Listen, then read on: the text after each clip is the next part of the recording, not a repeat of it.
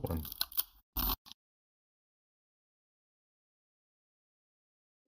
One, two, three, four, five. Testing, testing. Let me know if you can hear me, guys.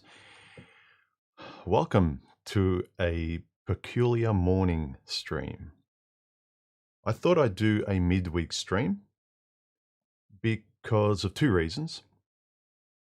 Perhaps some of you guys, particularly in the US, where most of my audience is, it seems as though most of my audience tends to be watching YouTube or available, according to YouTube stats, at my time between 1 in the morning and 7 in the morning, somewhere there. Or actually, the sweet spot is 3 in the morning, my time, to 6 or 7. It's 7 o'clock now, and sort of the next couple of hours it peters off. People are staying up late at night. So I don't know if that's accurate. But for some reason, I mean, my streams do well, and I enjoy all you guys kind of coming on. But I wanted to give some other people a chance, maybe that can never make it, because there's a few people that say, "Oh, I can never get your stream. I can never catch it," things like that. So let me know if you guys can't see or hear me. First off, I don't want to be talking to myself. I do enough of that when I'm making my videos. So, hello, Coy Roy. How you going? And yeah, let me know, guys, because I think there's going to be a whole bunch of new people on today. There's not the usuals, especially from Melbourne. Actually, my bit rate, it's saying, is too low. Let me see if I can do something.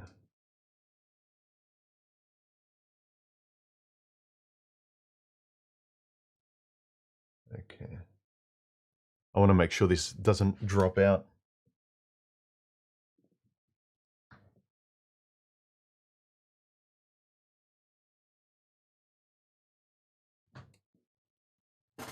There we go.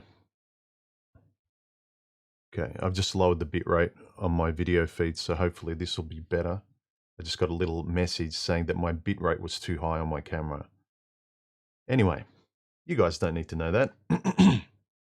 I asked a few of my members a question, and the question in summary was something like this: are men too committed to their past? Now, what I mean by this is that there's nothing wrong with commitment. There'll be knee-jerk reactions that'll say honor and commitment is the thing that's kind of brought us to this point in civilization, things like that. And that's all well and good. And I think honor, friendship and keeping your word, and when you keep your word, people show up and you can build things and go forward, rather than nothing means anything. The fact that we make promises and things means something, and people abide by those. They don't have to, but they do. They remember, and they acknowledge what they've said. I said this, so I'll do it. I think a lot of guys' downfall is that things changed, and they get stuck in the past, and they're locked into that snapshot, as Coterie once put it.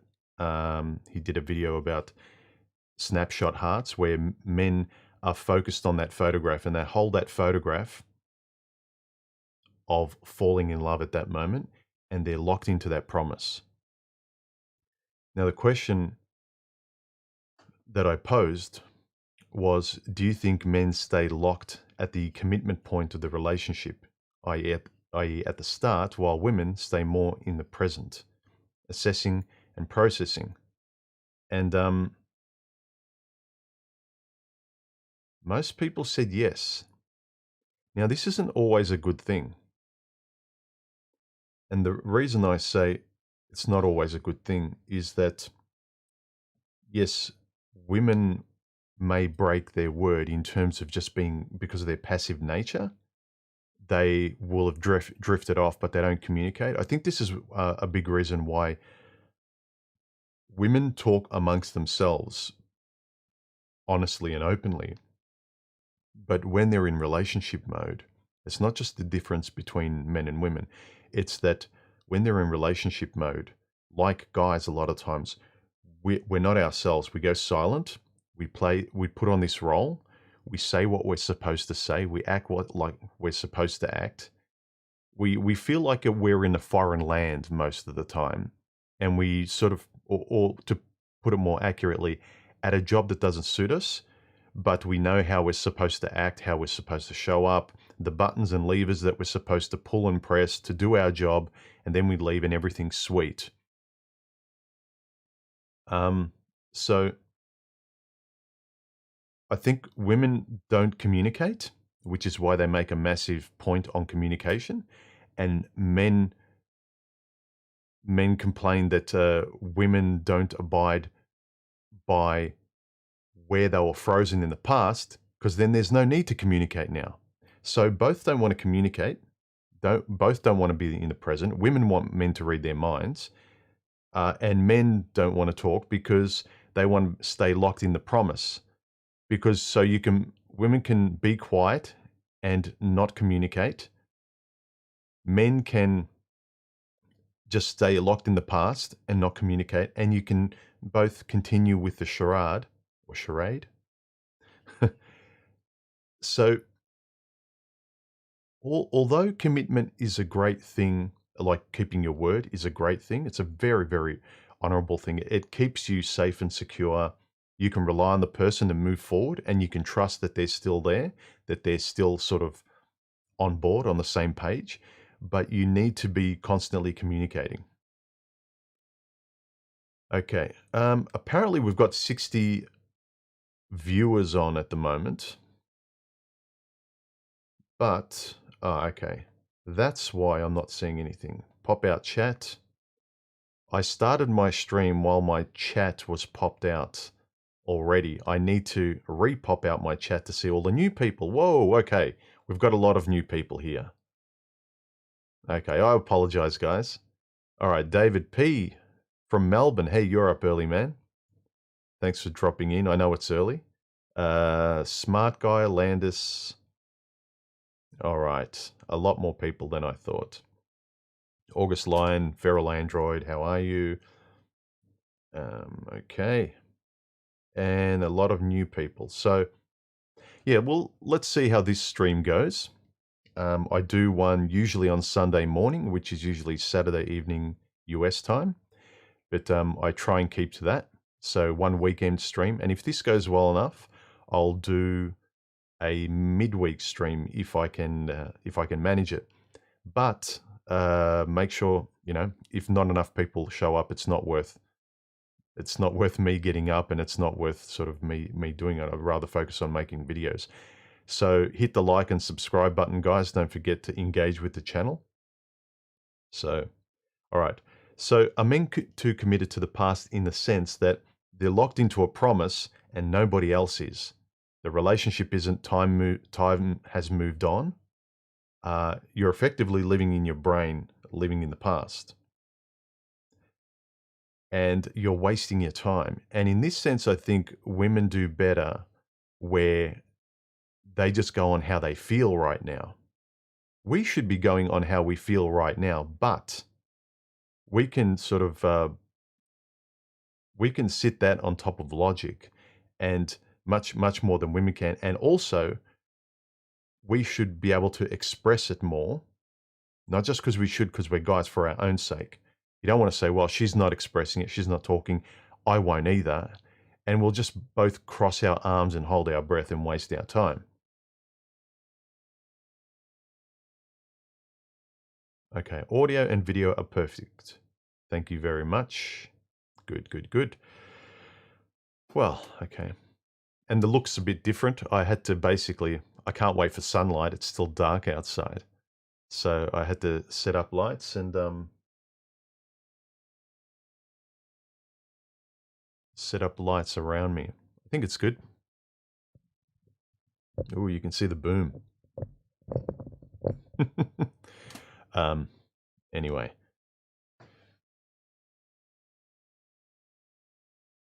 So with this poll, it's quite substantial. And I also get that this percentage, 91 to 9, and it might be slightly different now, but it's roughly 90 to 90% of people said yes. But I'm not forgetting the fact that 90% of the people on my channel are male. So, okay, guys predominantly believe this, and I would say most, not most, I would say, okay, most sensible, open women would admit that women sort of stay quiet more. They may talk and nag and push a guy, but both don't want to be humble and aren't communicating. So women want men to read their minds. Men just wish women would stop complaining, and can't we all just be locked into that past point of commitment and just go forward on autopilot? So if it's 90% of and it still is 90% if I take a look at my post. If it's 90%, let's look at some of the comments.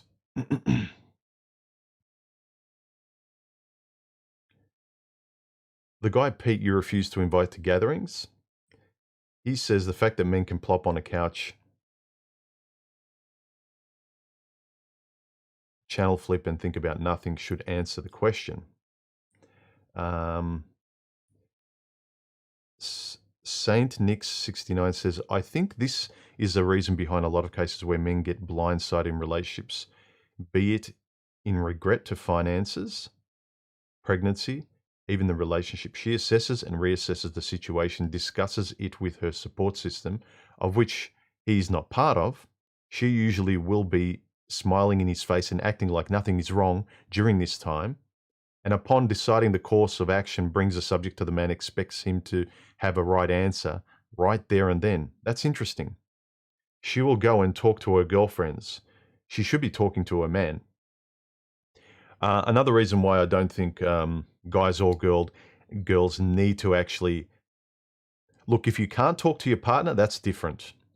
You have to go somewhere because you can't sort of have this herd of cats swimming in your head. But this happens quite often.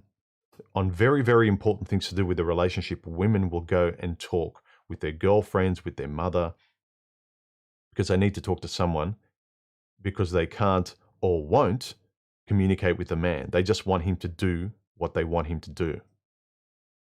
And nagging is one big complaint that men have of women. Nagging is not communicating. You need to see the other person's point of view as well. It needs to be sort of relating back and forth, a fair tennis match.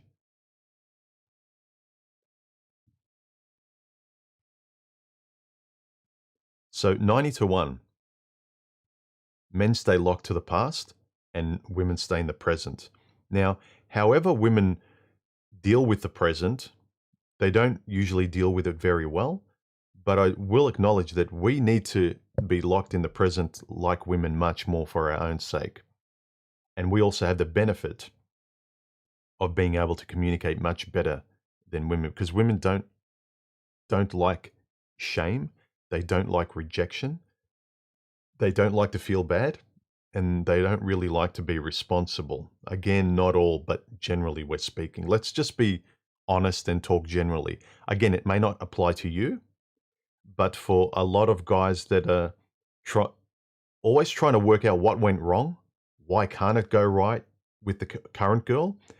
When you're just getting to know somebody, until you've sort of committed properly and gotten to know whether you're compatible, everyone's an average woman to a guy, and every woman to a guy is the average guy, and she's very defensive and she's very passive. She just sits there observing. So to her, he's just every guy that she doesn't want to communicate with.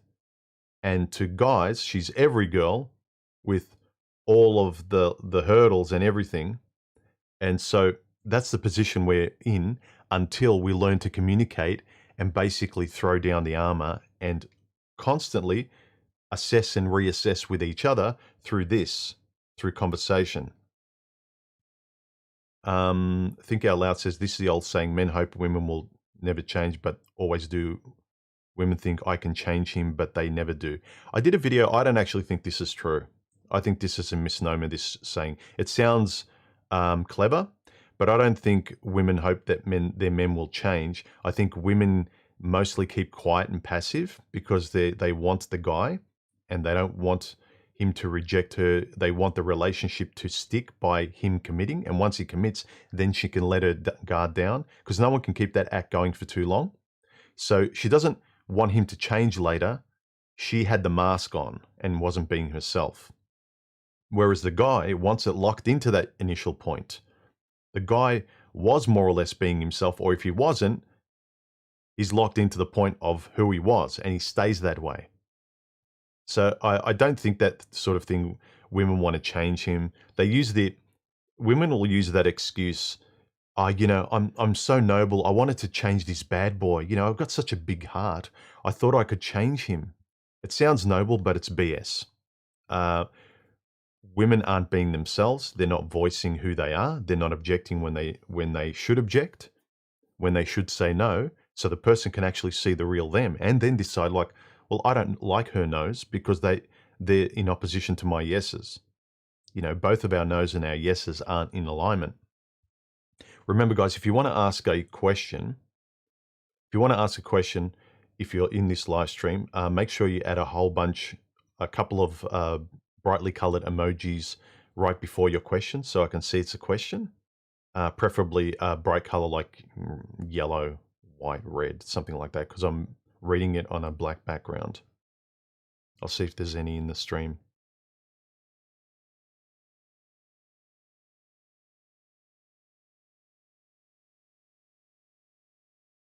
August Line says, stupid YouTube algorithm. In what way, August? Dark mode human. Well, look, I won't always have to be adjusting my variable ND for the changing sunlight. The weather changes a lot in Melbourne. Like the clouds move by really quickly. It goes from bright sunlight to completely overcast pea soup. So I think variable NDs are probably very, very popular in Australia. Yeah, Prince Revolver says men never communicate to avoid an argument. Yeah. We don't like that tension of like we're being complained at all the time. Nothing's ever right. We need to move forward. Where are we going? Women compare themselves to other women. So, Jane over there, her husband has sort of gotten a new house or bought her a new blah, blah, blah. And why don't I?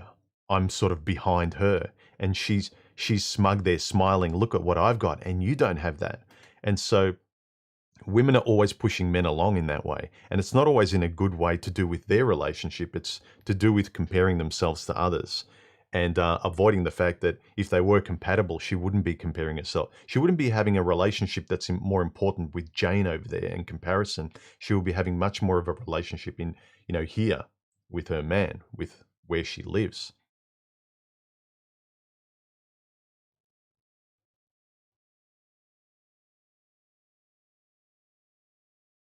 Miriam says, human, do you think you men like shame?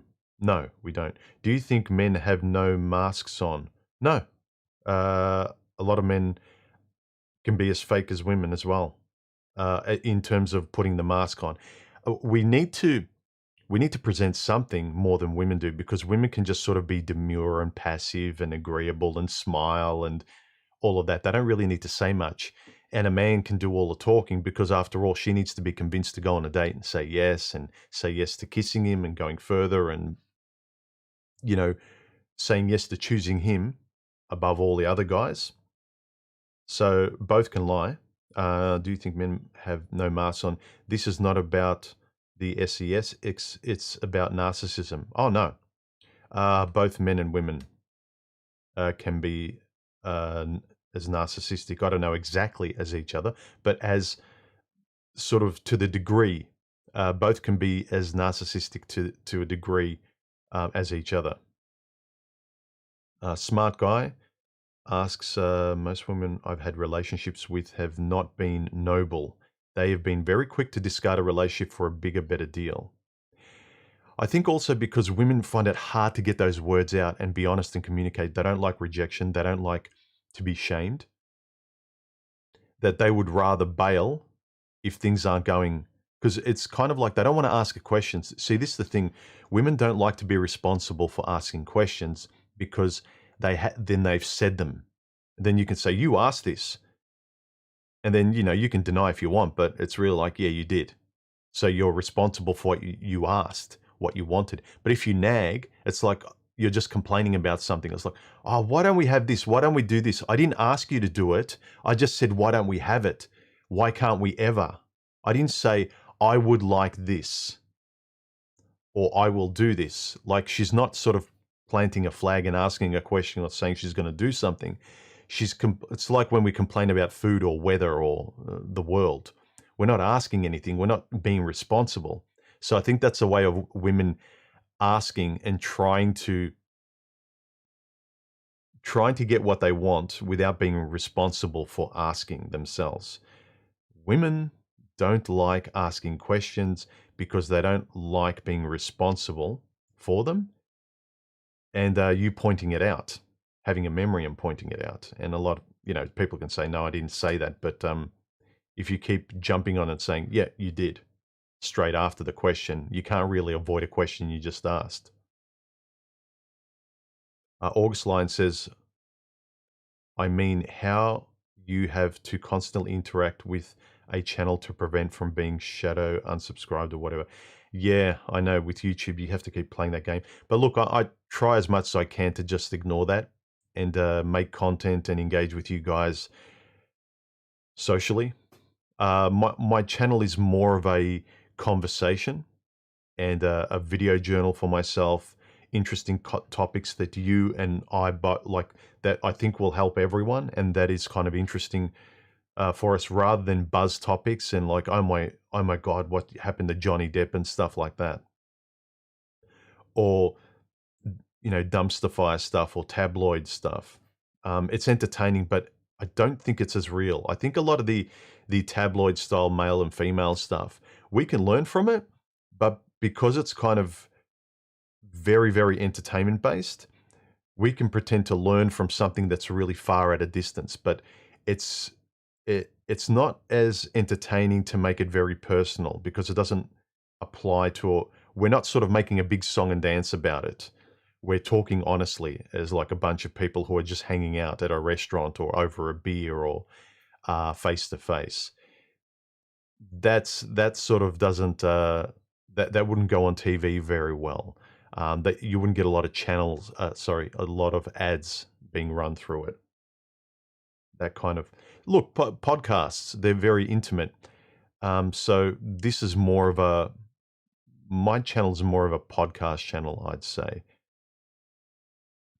I lean more in that direction rather than using this kind of material to entertain people like an advertising thing. Mighty Matt says the topic insinuates men don't really like change or handle change poorly. I'd say we do. I'll put my hand up. I don't like change. If I've said something, if I've promised something and I've agreed, and this is what it is, I don't like the other person changing. I have no problem having to deal with change, even if I don't like it, if it's organic, like the world. Things change, you age, time passes, things deteriorate, the weather changes. But when it comes to people where you can keep your word, and if you want to break your word, you communicate, you do it honorably, that's different. I still hold that those things are great, but I'm not insinuating, he continues, like we handle change poorly, but in my experience, it's usually women. What is your take on that? Yeah, I think women are worse generally because, like I said, men sort of are the ones who act and talk and, you know, have to, like a woman will not even ask, like nag a man to do something or complain, a man will actually, all right, he'll actually honestly act in the way, in the world, in real life, in their lives. So the honest conversation is more coming from the guy. The passive, hidden one, through covert methods, via nagging, avoidance, talking with her girlfriends, like was mentioned earlier, instead of him, not being present in the relationship. She is, but she's not communicating. She's not being present with the person, i.e. the guy. She's being present with her girlfriends. She's being present in her head, um, with everything and anything except for the guy. Again, in general, I know there are exceptions, but we don't talk about exceptions. Mostly, we talk about the generality, the middle of the bell curve, the majority of people, because until you find someone who you're compatible with, none of these, stumbling blocks and walls appear, because you communicate. People treat each other like the average man and average woman because they haven't either found anyone compatible. They started from the beginning putting on masks and playing the role of boyfriend or playing the role of girlfriend. So I'm not insinuating. What this topic is saying is that I think men need to be more in the present and abide by this. This is exactly what I'm saying. Okay, this topic, I'm saying, be committed to the past if the past is being honored now by the other person. And it's verbally being honored by you communicating all the time and checking in that way. Checking in isn't complaining. Checking in is both of you humbly and honestly communicating, not putting on a man's suit and putting on a woman's suit. You put on a man's suit and a woman's suit when you don't have an intimate partner, when you have to deal with the world that's a stranger, with men and women that's a stranger, with online stuff that's a stranger. But if you want something intimate, you have to communicate. Otherwise, you're shooting yourself in the foot. Hey, Donna, you're up early? I never used to get up this early. I used to be a night owl up until a few months ago. And I've always wanted to get up early, but I just love sleeping in, especially on days like today where I don't have to work. I mean, I work for myself half the week, and then I work for a company the other half of the week. So when I work for myself, I could stay up till like 3, 4 in the morning, get my 7, 8 hours sleep, and then even if I wanted to wake up 10 or 11, uh, I could. But the thing that would happen, I notice, is that I go to bed in the morning, late in the morning, or early in the morning, really, and I couldn't always get to sleep. And even if I get my 7, 8 hours sleep, sometimes it would be hit and miss if it would be a refreshing sleep or if it would be a groggy one where I was just sleepwalking like a zombie. I'm not yawning, but it's almost like I'm watching a movie of my day just pass me by and I'm not really connected to it. Anyway.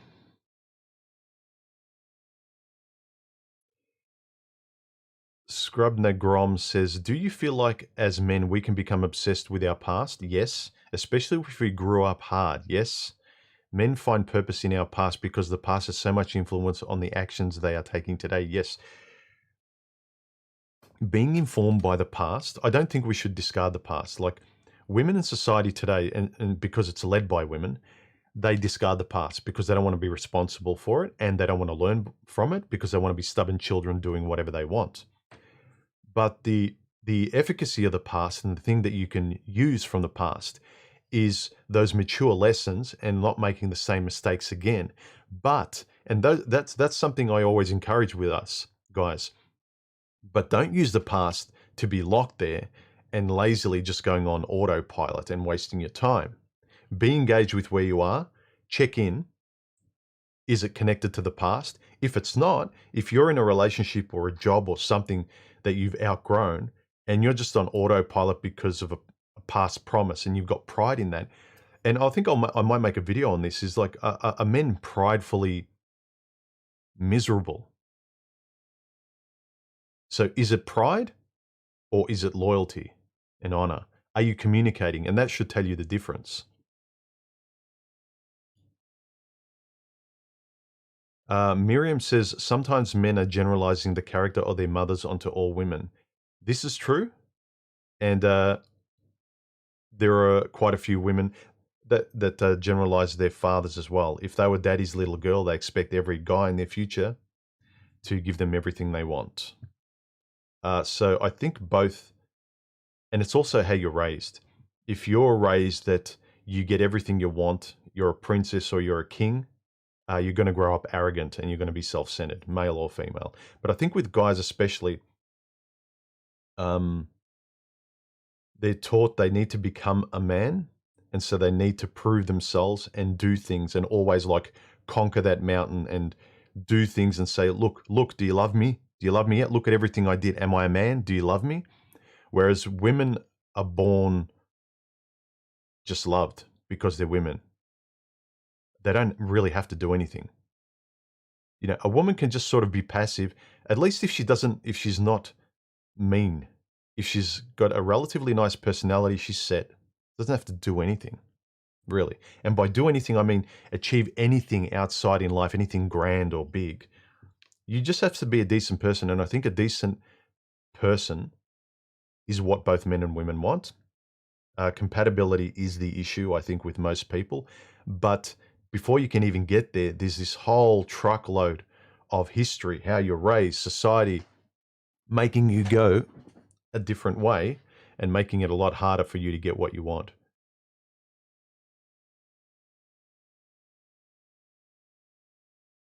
Miriam says, human, I really want to know which famous women you find attractive. Famous women. Just the looks. Okay, I was going to answer. In terms of everything, probably Audrey Hepburn. Just a woman in totality.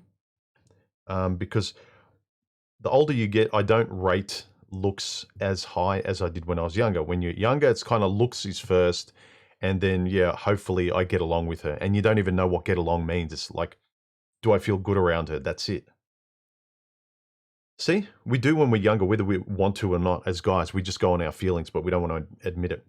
Bryson Boss, thank you very much for your super chat question. His question is, how do you differentiate between past fears generated by childhood traumas versus reality-based concerns when it comes to relationships?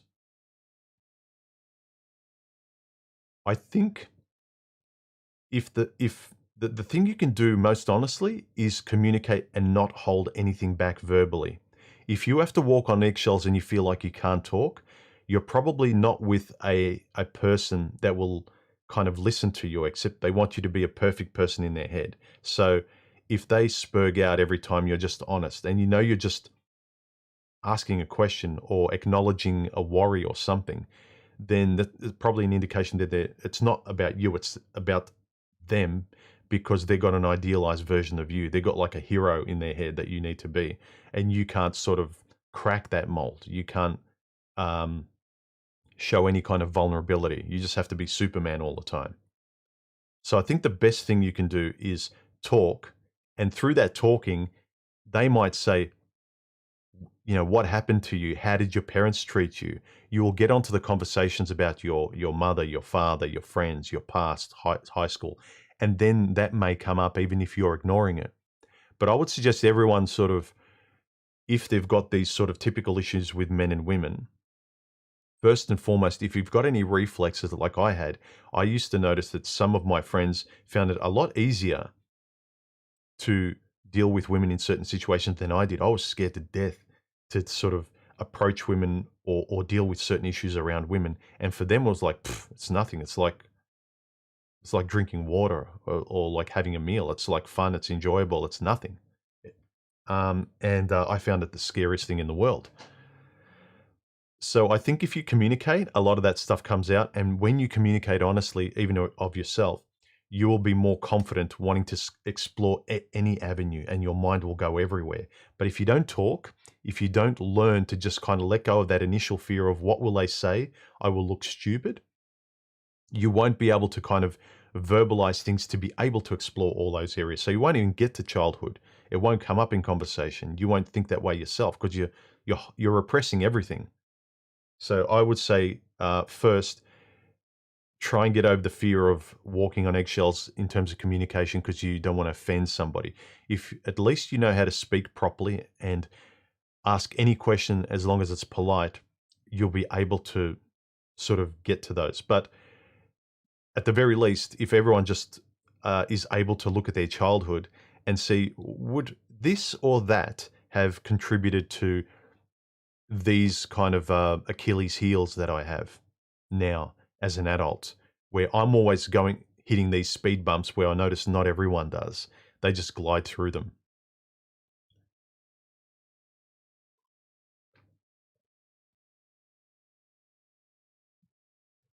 But Miriam, in terms of what I find attractive in terms of just looks, famous women today, Angelina Jolie has a beautiful face, or she did in her prime.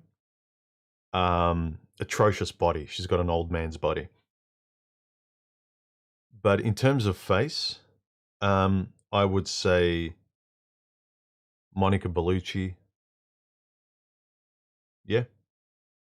Although she's probably not as famous today. In terms of what people consider famous today, not much. I don't follow much of the Hollywood celebrity stuff. Red Envelope says, why would women agree to historic agreement when they only feel in the moment men doing the same would require dispensing fundamental male traits of honor and keeping their word? No. You keep fundamental male traits of honor, but you make sure that they're real. There's no point. I mean, would you honor a friend who wasn't living in the present and honoring the bond you made? So for me, it's the same thing. I wouldn't just say, I'm going to honor this no matter what, and my friend is walking all over me and he's not honoring our agreement. I think it's the same with women, but men's Achilles heel is women, and so they're forgiven for everything. Too many guys treat their girlfriend, their wife, their partner, their whatever you want to call it, like their daughter. They forgive them, they can do anything they want, and it's still daddy's the little girl. And I think the cruel trick of nature is that men naturally treat their women, their girlfriends, their romantic partners like their daughters to prepare them for having children, for all of those negative traits and complaining and nagging and betrayals and all that stuff. So you will love your daughter and accept her no matter what. But and I don't know if I always found that easier to deal with because I never wanted children. So I never treated, not I never, I did when I was younger. I had the same Achilles heel. But the more I came to terms with knowing who I was and what I wanted and what I didn't want in life, I could actually see the kind of woman that matched with me a lot clearer. And then recognizing the stuff that annoyed me, like the game playing and passivity, is like, no, you're not doing that. I'm not a child and I don't want to go out with a child. I want to go out with an adult. Because I don't want to have children. What makes you think I want to go out with a child? So you've got to really get to know yourself much more rather than going on autopilot and saying, oh, this stuff will figure itself out, because it won't.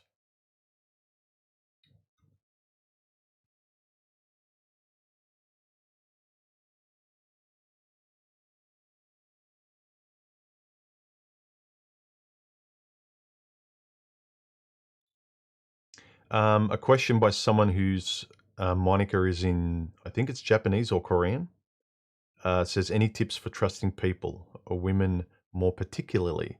Talk. Talk, talk, talk. Don't try and impress. Be yourself. Get out of the job interview state. It's not a job. You're going to meet a friend. If your friend doesn't like you, you don't want that friend. You can be polite, but you need to naturally click as friends. And you can only trust people if you talk, you're yourself. You go there with the attitude of meeting a friend, not trying to impress a future girlfriend and not being kind of grateful. Oh, I finally got a date. Let's make this into a relationship. Don't make it into a relationship. Go there seeing if you can meet a friend And then recognizing compatibilities where there's a possibility for a relationship. And in terms of trusting, trust comes over time. You can't trust somebody unless you trust them. The only way for you to try trusting them is to get those initial parts over with first. Friendship, giving them time for like that honeymoon period to sort of end, because during the honeymoon period the act drops. You can't sort of act for more than a few months. Some people might do better than that. Like I've been in relationships where women have acted longer because I'm a very calm guy, and so maybe my calmness allows them room to act for longer. I don't know. Or maybe I'm just naive. There's probably that too. Um,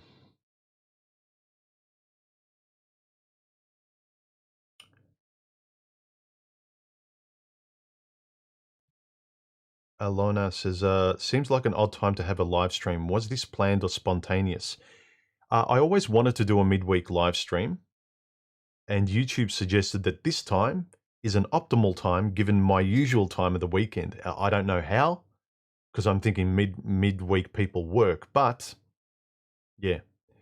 Look, there's less than my usual stream, but then again, this is the first time I've done this stream. I usually get a few hundred. Now I've just got over 100, which is still fine. I can get to your questions a lot quicker rather than the stream moving too quickly and me missing some of your questions. So let's, remember, if you've got any more questions, guys, if you're live in this stream, put a whole bunch of brightly colored emojis before your question and end your question with a question mark. Don't make it a paragraph. And I'll get to some more of the comments under the question I left about, do you think men stay locked in at the commitment point of a relationship, i.e. at the start, while women stay more in the present, assessing and reassessing? Now,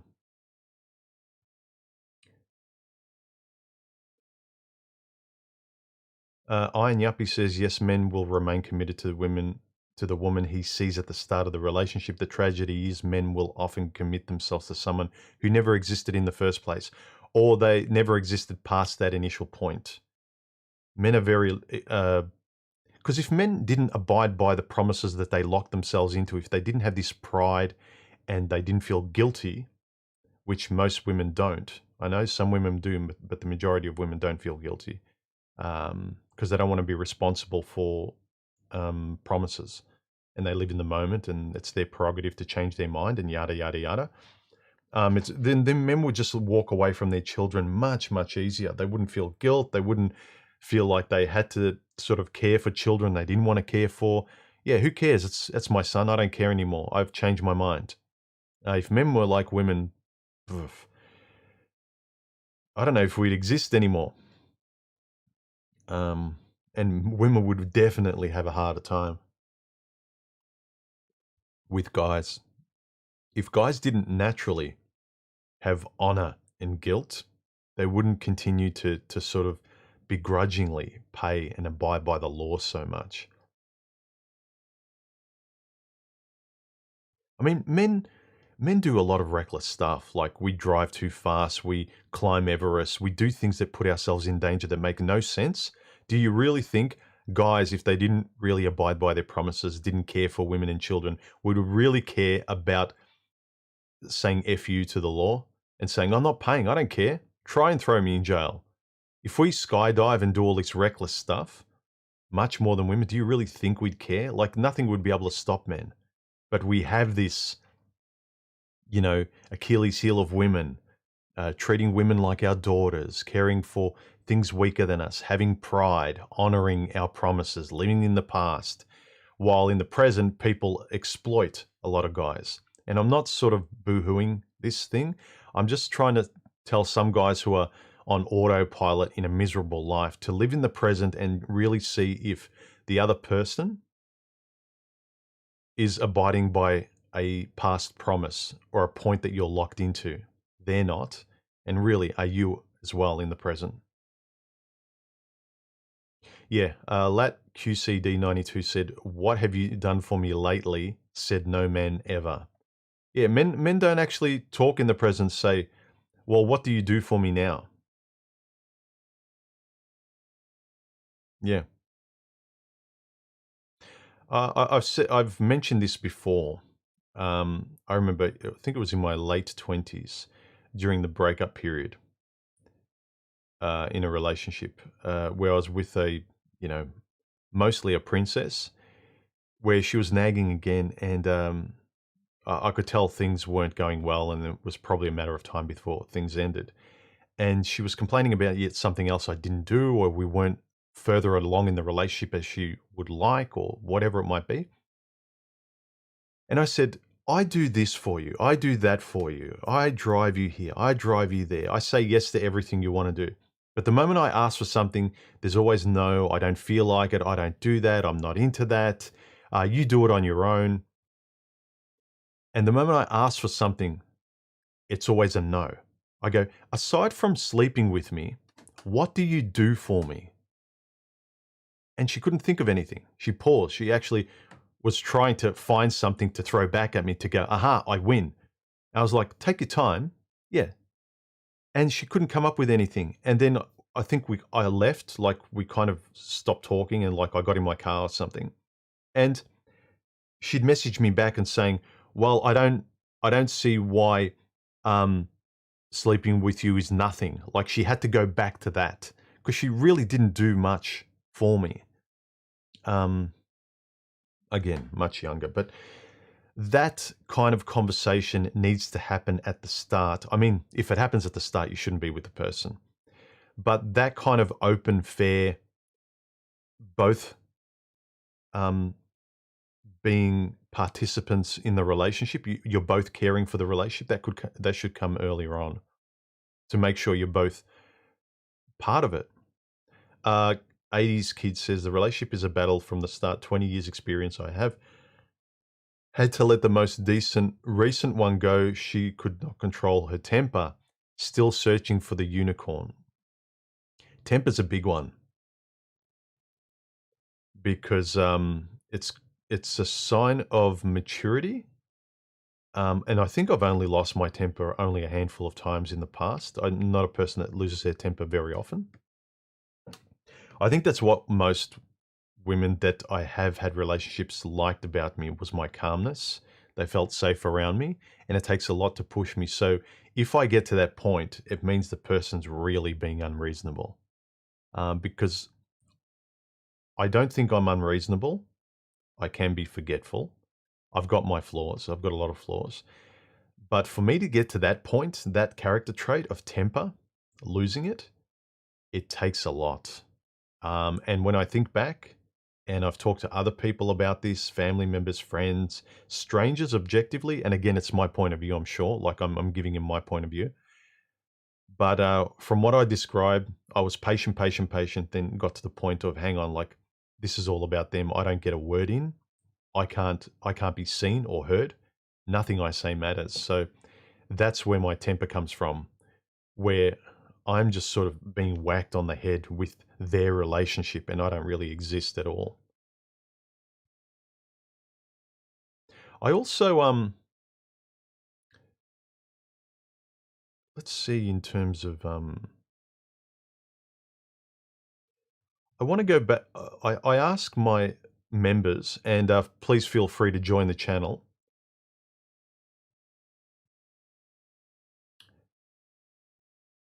I asked my members a similar question where I got into a bit more detail. And the question was, it's on along the same lines. After that initial after the initial feelings that convinced me to commit to a relationship with her, I would lock that in and was committed to keeping the state I'd committed to and then going forward with that, even if she wasn't. I tried to get it back to that point all the time if she was drifting away somewhere else. And I asked my members, have you experienced this loyalty to the initial promise you made? Does it feel like failure to admit the reality of the situation? Is that what happens? Is that why a lot of times we don't want to admit it because we feel like failures. Like what I committed to, as in my starting point, I'm responsible for this relationship. And for me to admit it's not there and this person stubbornly wants to ruin it or not stay on the same page or not want to communicate. And they're this like this stubborn kid who wants to kind of is pulling you in a different direction. Is it hard to admit you failed at picking the right person? What do you think this might be? I pose, is it loyalty to that initial commitment? Most said yes. Fear of loss, it might also be that. So is it more that you're not afraid of losing her, but you're just more stubbornly loyal? Like you have a lot of pride as a guy? Are you a guy that has a lot of pride? So is this more a factor for you? Or is it more you're afraid? Do you have mummy issues, like girls leaving you? Are you lazy? Because sometimes I know with me, if I promise something, there's a degree to being lazy. Like I promised, and if the other person promises, we can relax and be lazy, and we're on the same page. At least we communicate. We can be lazy and not have to kind of keep that promise intact because we're talking. I didn't think many people would pick this one. You don't mind the drama; it's never boring. I don't think I think there would be more women that would answer this question, yes, but I don't think those kind of women would join my channel. They wouldn't become a member, for sure. So I'm not surprised. And in terms of the comments underneath, Neil says, like I've said before, men fall for the myth that she's mirroring at the start. Yeah, I've made a few videos on this where women put on the mask, they mirror you, they tell you everything you want to hear. He continues, some call it love bombing, but whatever you call it, the process has evolved to get a man to commit, both psychologically and emotionally. And when we spend the rest of the time together vainly waiting for her to come back to that initial mirage that she gave us, men don't like to admit defeat, but that is what we do when we finally give up on it. Yeah. That sort of demoralization of admitting failure, like you got sucked in, you failed, your commitment, you couldn't get it to work. He continues, and don't forget that 73% of long-term relationships are ended by women, and 93% of them when she has a degree. Yeah. The percentage that women end relationships, and I don't know if this is related to marriage or if it's just relationships in general. This might just be, no, long-term relationships apparently. 93% of women who have degrees end relationships. So he says, so most men hang in there and she's the one who pulls the pin. Okay, I'm going to look this up. So if this is true, this isn't, everyone always pulls out the marriage stats where about 75% of women end marriages. And I think it's like 95% of women end marriages. I mean, out of the marriages that end, I think it's almost 60% of marriages fail.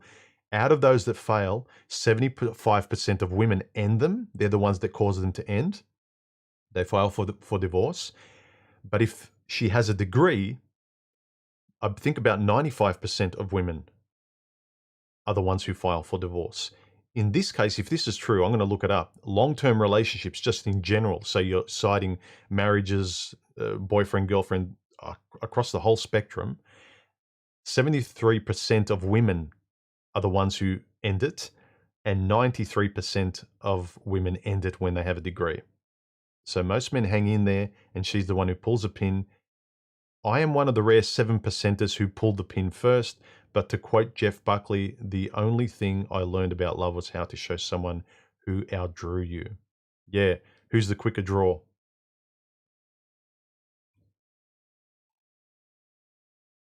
Donna says, this sounds like trying to relive a honeymoon phase, which isn't possible. As life happens, people change, and time never stops. That's right. The best thing you can do is always be present and communicating. This is why it makes so much sense. I say, not just because I like conversation and talking. Talking is the method by which you keep each other present. Not you don't talk and you're locked into a mirage of the past. Her or you've moved on, but you're never talking. Talking and communicating keeps you both present to sort of know, hang on, holy shit, we're not on the same page. We've drifted apart and we have to admit it. Our conversation is admitting it. But if you don't talk, there's nothing that admits you're living a lie. So times change, and if you are to stay together, you have to be committed to the relationship, and to show that you're committing, you have to be communicating and talking. That's why I say look for friend qualities in a compatible partner, not just in someone who's nice and agreeable. Look for compatibility, make sure you can talk, because talking is the only thing you're going to be left with in old age, where all the physical stuff pretty much goes. You need to have a friend. And a friend is someone you can trust, right? A friend is someone you can trust consistently over time. Also, find out not just that you say you love someone, but why you love them. If someone asks you, why do you love Chicky Poo here?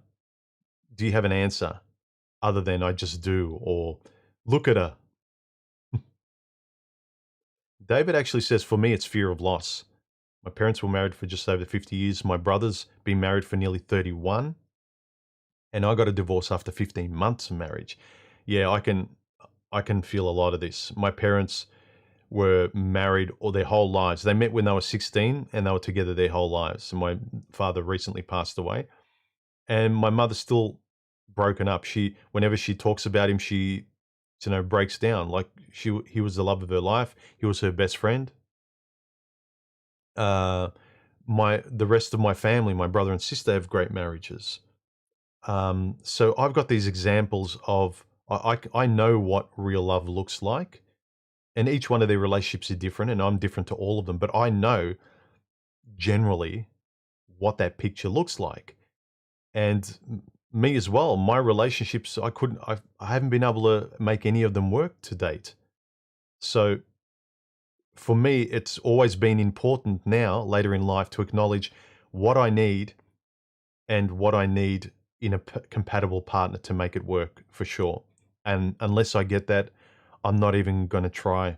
I'm not going to waste any more time because I've got a good life and a good family.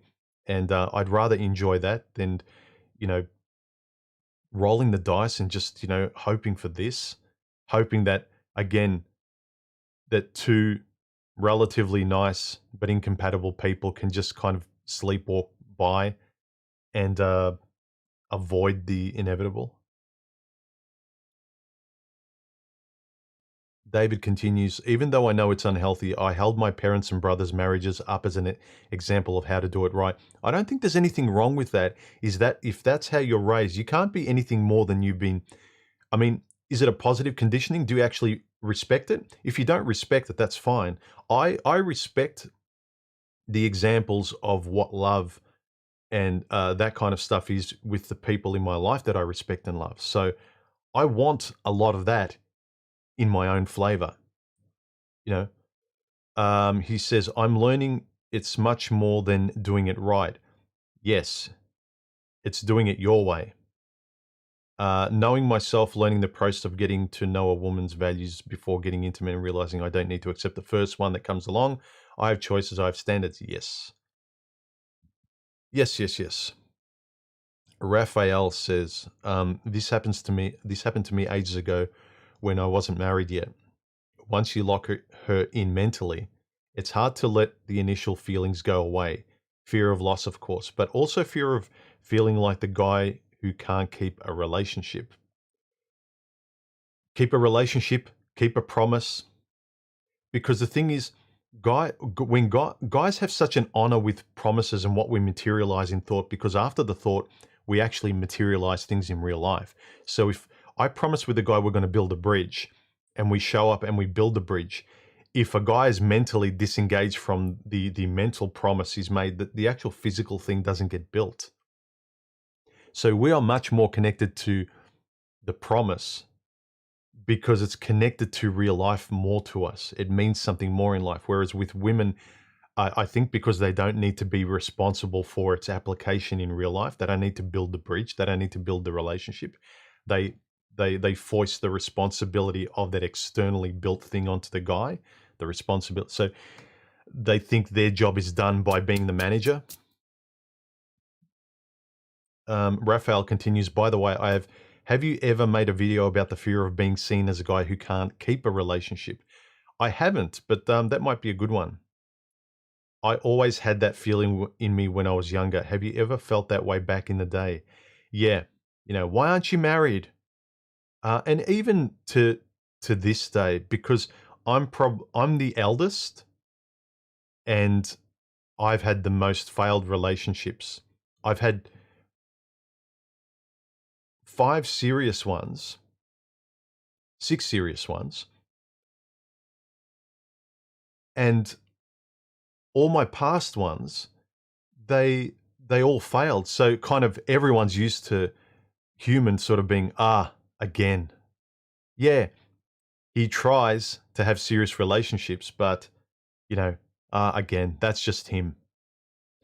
And I think the why aren't you having kids or getting married, that started to calm down in my mid-30s, because up until then it was just, your parents want you to have kids. They want that normal thing done in their eyes.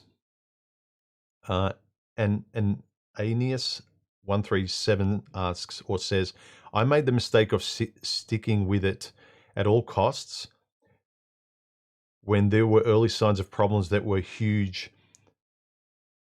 red flags, but I was raised by a narcissist and I had no self-esteem, so I did not take care of myself back then. How your parents were, how your mother or father were, makes a massive, massive deal on how you react and how you submit, and how you just can't allow yourself to speak the words and stand up for yourself, or even go there mentally. You're presented with a situation or someone talks to you in a certain way, and automatically the reflex is you don't even sort of you can't do anything else. And a lot of that is from childhood. That's why I encourage people to reflect on their childhood, but don't live there and don't use it as an excuse. Reveal it so you know why you act that way and do your best to address it now. Do and act the way you know is right. T-Dog says, I think men are more loyal to ideals. Women are more loyal to themselves. That's a really good way of putting it. The same can also be applied to our relationships with family members and friends. Yeah.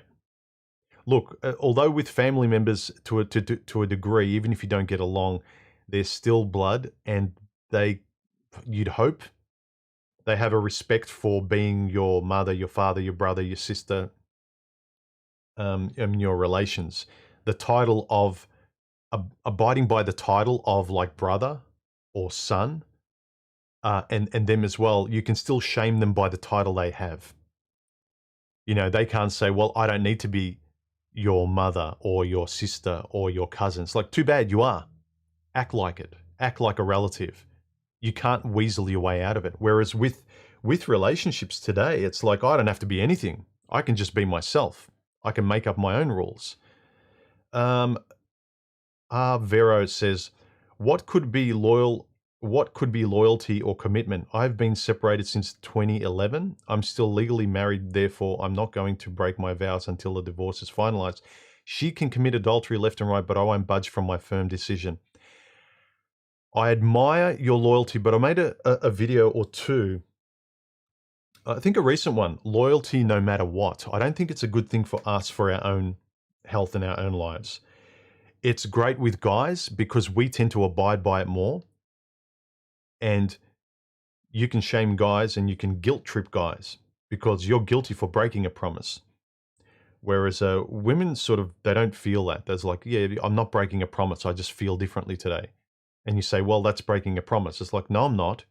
I meant it yesterday, but today I changed my mind. I didn't break a promise. That's how women think. But a guy can't. It's like, I can't change my mind because I promised. But women is like, yeah, I did promise yesterday, but I changed my mind. What's your issue? So, yeah, I just want to get guys reflecting on loyalty and promises are very important, and they are the foundation of why we're here, how we build societies. But it's to our detriment if we get locked into a commitment or a loyalty point in our past, especially in long-term relationships, where we feel guilty with everything we've built around it, and neither of you communicate because you don't want to call it quits. You don't want to call it what it is. You don't want to realize that, this could end. And a lot of guys also don't want to have these real conversations about men or women in relationships because some of them haven't been communicating in their own lives. And if they were to start having these kind of conversations about what's real, and let's be honest about where you are and who you are, and are you living the life you should be living, or are you repressing a lot? Are you not being genuine? Then they'd have to, maybe their relationship would end. They'd need to leave their job and holy F, what am I going to do now? Where do I go? What do I do? This job's not for me, but I don't know what to do. There's a lot of anxiety of like, I don't have a map for this now, but I am being honest. That's a very scary position, especially the older you are. If you were sleepwalking through a mirage, through a lie for the last 10 or 20 years, and now you haven't planned for being honest, it's very kind of scary. I've told people this story numerous times, how in my early 40s, I basically did something uncharacteristically me. I'm a planner. I meticulously set up my life. I designed my life to be the way I want it to be. Nothing felt good, and I did something uncharacteristic, but what felt right. I was listening to my intuition. It wasn't just feeling, because no matter what I did logically, nothing fixed my life. I wasn't satisfied. So the easy thing I could do was leave a unsatisfying, boring life and not just jump to another one. Save up, take some time off to really reflect what I want to do now and how I want to earn money and how I want to organize my life. And I took time, and that was a big step for me. That was a big unknown. So you have to risk if you haven't been honest with yourself, because you've got to jump at some point. You got to try and jump to the point that's honest for you.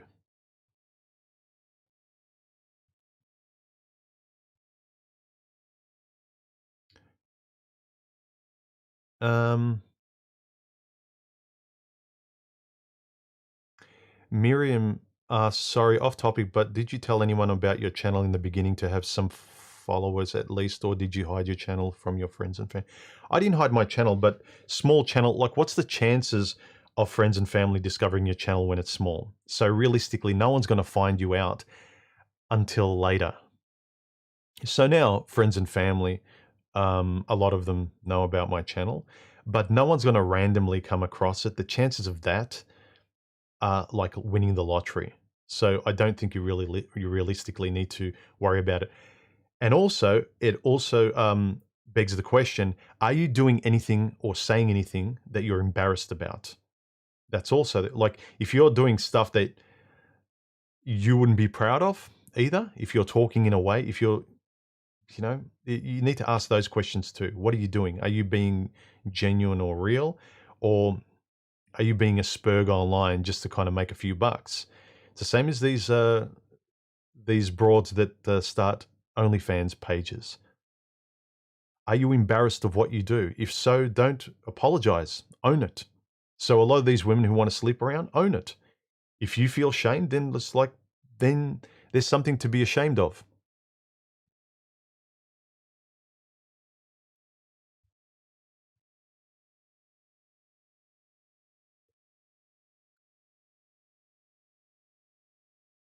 Error 42 says, what's your worst commitment that you should have bailed on but didn't, assuming you got into that situation yourself? I'd say every relationship, the older you are, you should know better. And that's the one I should have bailed out earlier, but didn't. The younger I am, I give myself more of a pass. So we need to be realistic and not be too hard on ourselves. So I would say the last one, and then the one before that, and then the one before that.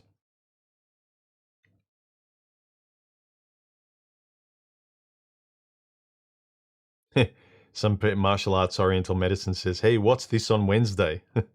A Wednesday live stream. It was partly spontaneous, but partly because I wanted to see how a midweek stream on a work day or a work night for some people. So a lot of people in Australia, this would be early morning, and for most of my audience in the US, it would be late at night. So, and YouTube suggested that my stream would work really well midweek at this time, which I don't think it will, but I wanted to give it a shot, and just see if it did. Look, I may do it again. Let me know if you guys found this time okay. If not, I'm going to continue to do my weekend streams. I'm always going to do them. I really enjoy doing them. It's more relaxed. People are used to it. But I just wanted to see if adding another one in the middle of the week, especially about a topic I'm working on or a video I've talked about, would be beneficial. So let me know.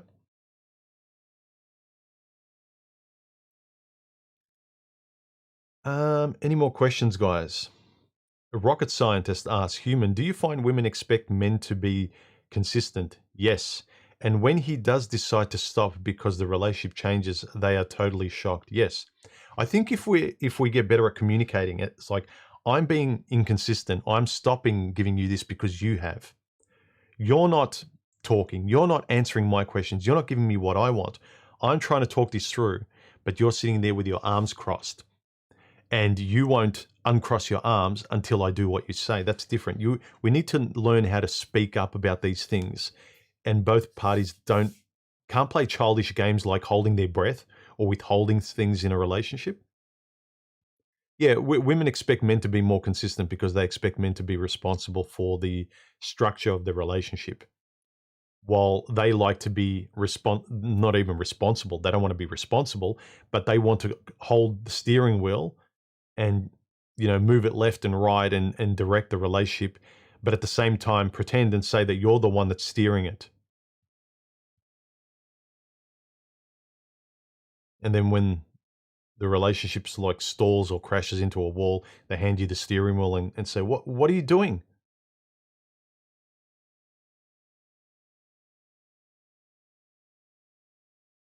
Lashan says, Human, men don't believe in fairy tales. We don't, but I'm saying that when men are too committed to their past and their past isn't present in now, like you think it's the girl you fell for and committed to, but she's not now, and you refuse to speak up about it and acknowledge it, and either if you can't fix it, break it off. I think men are believing in fairy tales because you're living one right now, if that's what's happening. So generally, men don't believe in fairy tales. They lock themselves into something they don't think is a fairy tale, but they think is really fantastic, but it's real. And then they live a fairy tale later when her mask drops or she changes or they don't communicate. Any final questions, guys? And let's head for the finish line.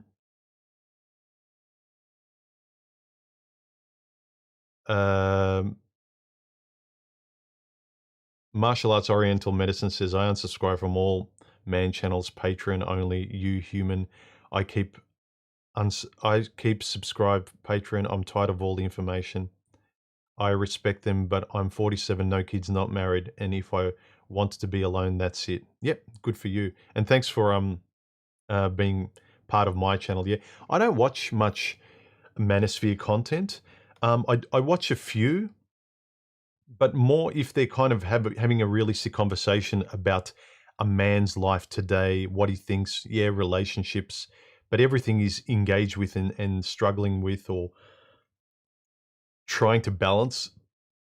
And a lot of times it's got to do with women.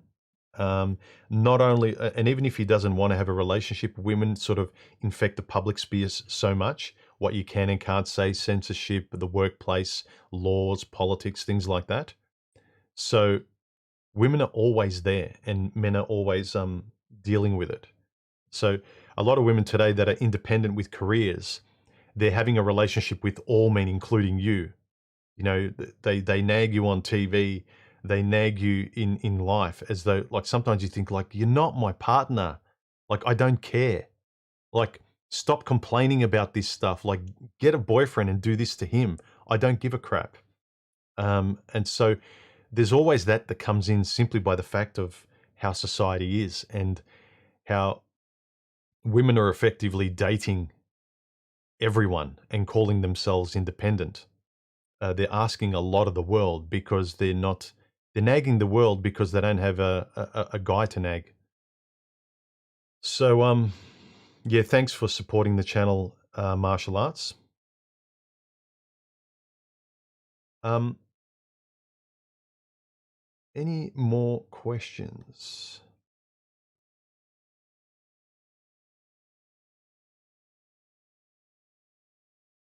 Yeah, this is funny. This here, last week's poll. Still, have you ever had a deal breaker when you were single, but that wasn't a deal breaker when you met the person with that quality? So, met a person with that quality. So when you met a person that you're compatible with and what you thought was a boundary kind of softened, it's funny that it's 50-50. I know there was only 8 votes, but I found that interesting. So yeah, the topic today, are men too committed to their past in the sense that they're not checking in to make sure that they're not wasting their time now. I'm all about like men not wasting their time. I don't want to waste my time. I want to sort of be engaged with my life now. I want to have good conversations. I want to make sure I'm listening, which I'm not always great. Like last night was an example. I was visiting my mother. It was the end of the day. Fair enough. I was a bit mentally drained, but she was talking in a way, but I wasn't clicking about something that she said. And right when I was leaving to go home, I understood what she meant. And she said, "You don't listen. You never listen." So I need to improve in listening myself, because sometimes I lock into what I think I understand and then I move forward with the conversation. It's a tricky thing because I don't want to keep hamster wheeling back to the start and then thinking, why am I rehashing the initial point? They've moved forward in the conversation and I'm still here and I'm not listening to their conversation now. I'm still reassessing the start. So it's a tricky thing, but I need to improve in listening. And talking so much doesn't help. So any last questions, guys? Let's wrap it up. In a couple of hours, I've got to get my car serviced. So, yeah, that's something I want to get out of the way. And then I'll release a video in the next day or two as well. Hopefully you guys will find that interesting, and then we can talk about that on this weekend stream. So unless there are any more questions...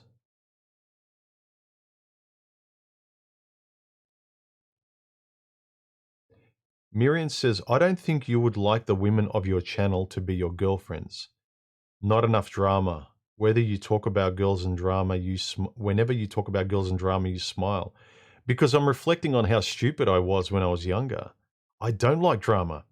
I don't. Sorry, Miriam, you're wrong. I think I know myself better than you, who's just gleaned like just now a drive-by like overall look at who I am. And I think if you talk to, part of the problem with that, and even my exes said to me, was that I'm too calm, too consistent. I never change. I don't like drama. The moment there's any drama, I'm conflict avoidant. I don't like drama. The only reason I smile is like I find it silly, and I remember how I was and what I put up with. I mean, if I can't laugh at my own mistakes, what can I laugh at?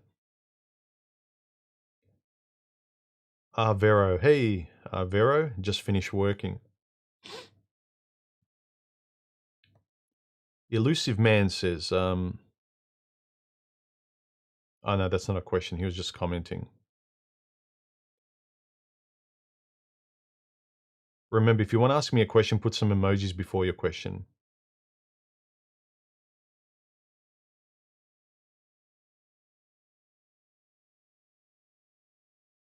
Yeah, Miriam says, men say they don't like drama girls, shopping girls, etc. That they want natural girls, but who do they choose? Look at the actions. It's because most women are like that. That's the only ones that are available. Like, men want women. And there's certain things that just most women are. Like, if we don't accept what most women are like, men won't, like, the human race will go extinct. If we kind of say, look, I don't want a woman who, like, I don't want her to like flowers. She can't like this. She can't like that. Then basically you just want another man. You're so solipsistic that you just want yourself. Part of accepting character traits that are generally not you, i.e. that women generally possess, is you learning to have some sympathy for somebody else. It's not all about you. So there are good character traits. But when most girls today, and I'd say if you're an honest woman, most women out there, what are they mostly like? They follow the Kardashian model. They're very entitled.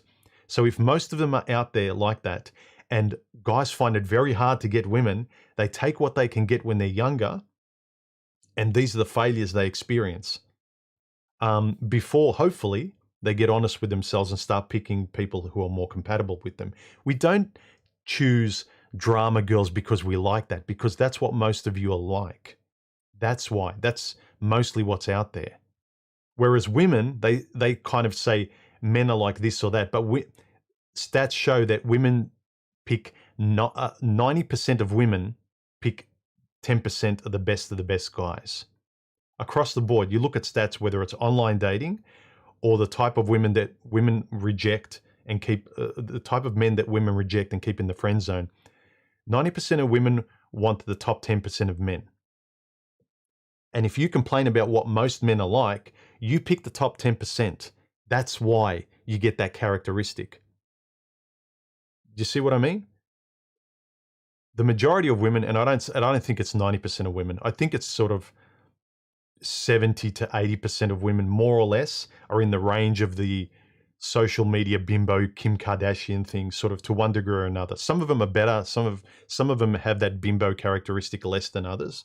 But most women are like that because most women can lazily exist like that, just be all about their looks and be empty.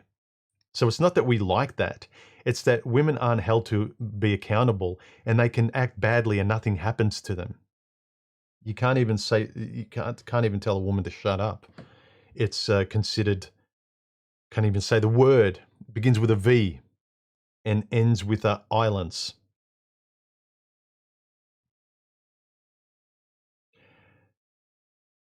I think you've got a bit of an ego, Miriam. Anyway, try and relax a bit about thinking you know what men and women are like. At least I'll tell you what I think my experiences were like, but I don't pretend that everyone is exactly the same. Elusive Man says, oh no, that was the same thing you asked before, wasn't it?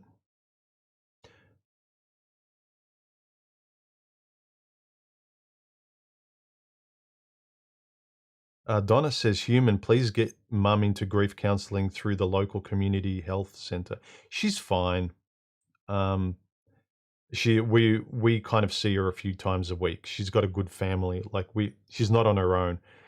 We see her a lot, and she's very independent. She's always doing things. She's got the farm that she's attending to. She's always keeping occupied. She's not just sitting in four walls doing nothing and staring at photos of my father.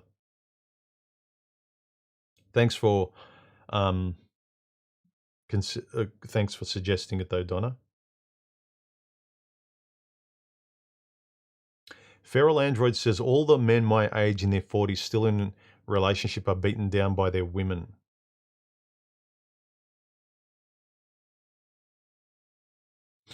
Yeah, look around at people in your life, and I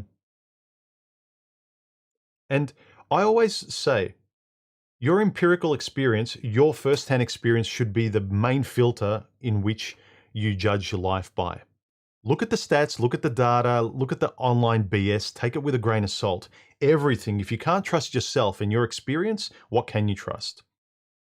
If you've acted the same way all your life, and it needs to matter, you know, you have to make your experience count at being a better person. You can't just listen to what the manosphere says or what women say generally online and model yourself from that kind of silhouette.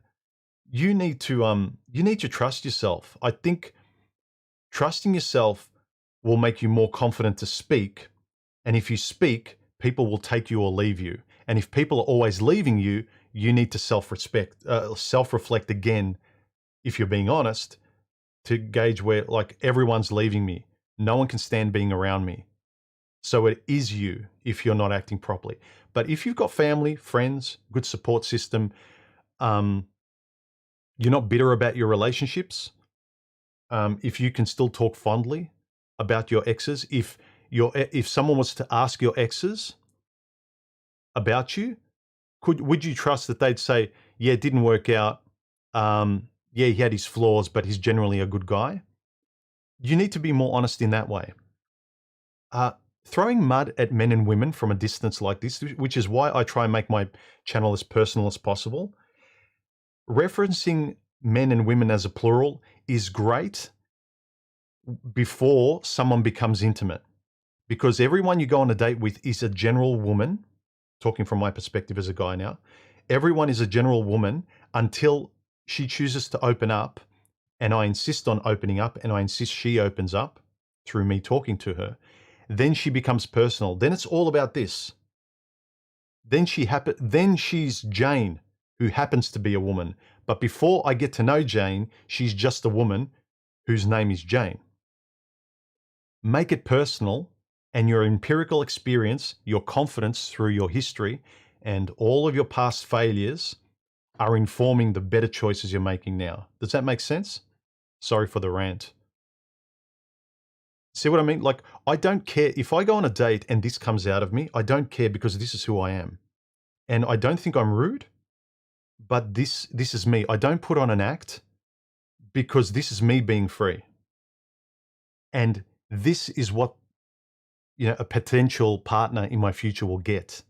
They need to love this, because this won't change. This will grow, but this isn't an act. Okay, more questions.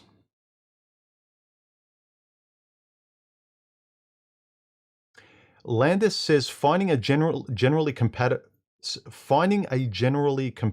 to your character woman plus not wanting kids brings your compatibility number pretty low. There is no shame in your relationship stats. Yes, but then only compatibility matters. If there's nothing else if it's not about money to support the kids, if it's not about the structure, all it is about you two. And then it's very, very important that you can communicate and you're compatible through that communication. The communication actually makes sure you're compatible. You can't hide.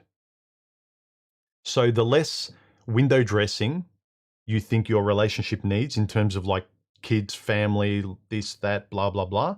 If it's just about the person and little else, if you are happy just with a person sitting in a room and you don't care where you live, what you do, as long as you guys can have some money coming in where you're fair about it and you can just be together and pay your bills. If you can have your low-level Maslow needs met and you just want the person, then it matters that you have a friend. Then the whole men, women, provider, protector, male nature, female nature, it doesn't matter that much, because you're communicating as people first and then secondarily as biological entities. I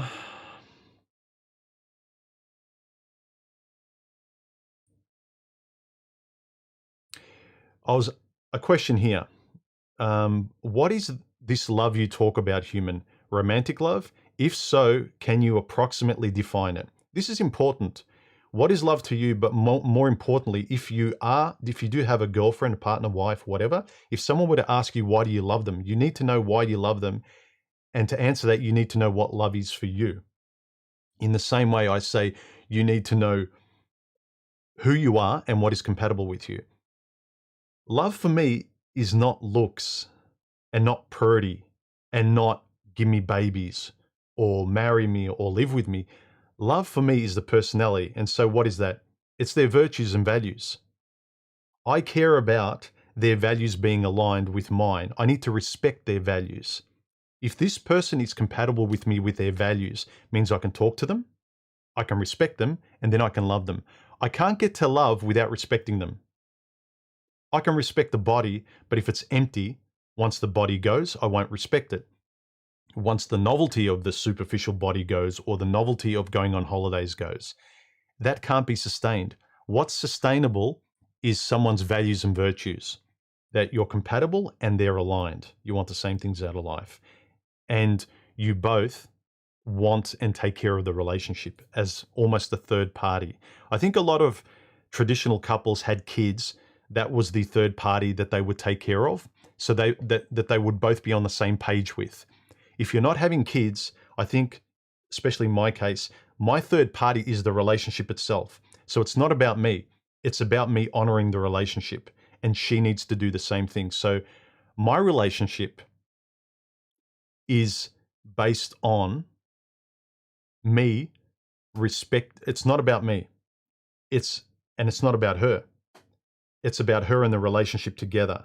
So she doesn't come before it, if you know what I mean. So you need to, again, know what you do and don't want, and know how you can go about getting it, what will work for you realistically.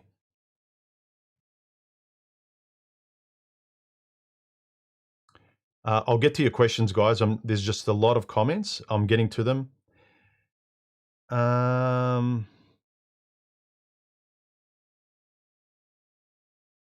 Randall says, this time slot enables your live stream to the entirety of Europe. That's nice to know. Miriam says, you are attractive. David, what are some other channels you do like to watch? Out of the old school Manosphere channels, I still watch, probably Stardust is about the only one I do watch. The rest of them have dropped off. That guy Pete, I watch him. He's relatively new. I don't really watch the tabloid style clickbait stuff where there's microphones in front of people and they're kind of slinging mud at men and women, and they're entertaining themselves that way. Come to Switzerland. Oh God. Miriam, you're funny. I almost put you down before. I talked down to you, and now you're telling me, will you marry me? No.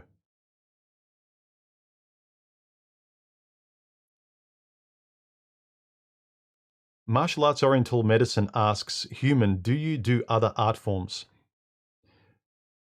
I'm primarily a storyteller, but I illustrate. I've been doing art, so I'm a visual artist. So I draw, I paint. That's the core of me, right? But I'm a visual storyteller through art and illustration. My day job is a graphic designer, so that's why my channel probably looks the way it does, and the quality I use in my videos and the fonts and the design element. Music. Yeah, so I'm very creative, very hands-on creative. I love creating stuff, but storyteller at heart, a visual storyteller. Caramel Dreams, thank you very much for the super chat donation. He says, thank you. Thank you. Jennifer. Hey, Jennifer. Thanks for being even and fair, wise and kind. You're welcome. Jennifer's got a good channel. She talks to women. So check out her channel. She does it in her own way. I don't necessarily agree with the kind of the references to historical archetypes like heroes and queens and kings and things like that. But what Jennifer's doing in talking to women is she's talking much more realistically than I see a lot of women talking to other women about. So good for you, Jennifer. Keep doing it. And thank you for the super chat. Triple XXZ says, what is your opinion on non-traditional women wanting traditional men? I think they're being selfish. I think you really need to, as I say, look at who you are. You can't expect more. I said this the other day. I don't raise my standards above the person I'm dealing with. So if someone's rude, I don't try and be compassionate. If someone won't talk fairly, if they're saying, "Oh, women are nothing but this," you need to just pump and dump, and you could tell they're very close-minded, but they're frustrated. I'll just agree with them and say, "Yeah, you're right. Keep doing what you're doing." Yeah, I won't say you're ruining your life. I'll just say, I'll agree with them so they can keep ruining their lives, because nothing I say gets through. They don't want to have a conversation. They're debating me because they want to be right. And so with those people, they need to fail to learn a lesson, or maybe they never will. So it's the same with these non-traditional women. Um, I think they're selfish because they want a lot of what they're not giving. Are you being fair with what you're asking for? Neil says, seems that every time you stream, I'm baking.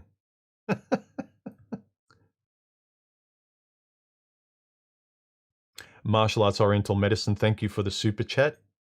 His comment is, thank you, human. I've been learning and awakening from much truth that I had questions and knew some what what you felt like Mr. Anderson in Matrix. So you helped me with details. You were the first I started watching. Thank you. We need to get out of like these metaphors like Mr. Anderson, the Matrix, and I've made videos of the hero archetype and everything.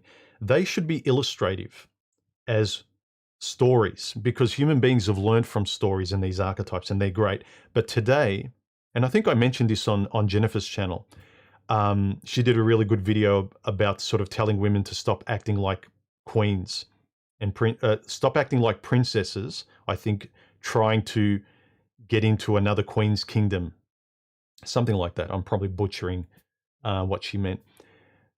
But the danger I see is everyone's so narcissistic today that they literally believe the analogy to be true. They can't tell the difference today between you describing an analogy and the storytelling aspect of how we once learnt to imbue those stories and find out what it means to us. Those of us who are sort of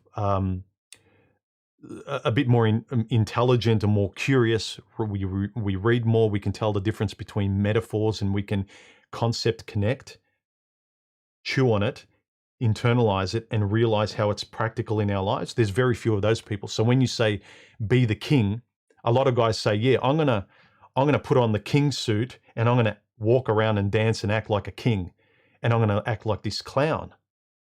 Or that's the way they do.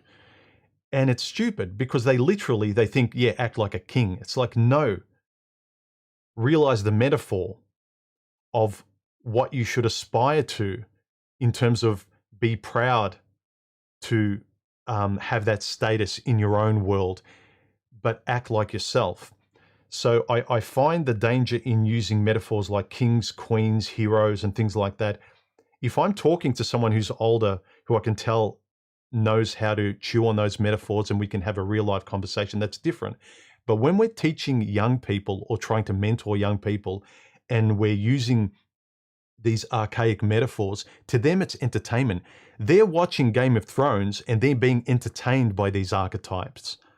And they're going to Comic Cons, putting on suits, and they're acting and walking and talking, and they're socializing with costumes on. They think they are heroes and these characters in these stories. They're not taking the metaphors. Like, I really don't know if the Matrix even would hit the nerve it did philosophically today, because the current generations are so literal.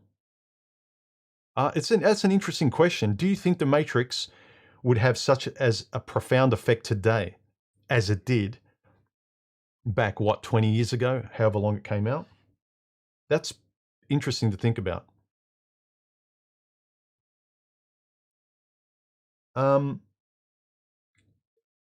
Questions, guys. If you want to ask a question, super chat, or put a whole bunch of brightly colored emojis before your question, and I'll do my best to answer them. Like, subscribe, and also feel free to join at any tier you want. And your little member icon will come up before your question anyway, and I'll be able to zero in on it visually. Ted1775, hey, how you going?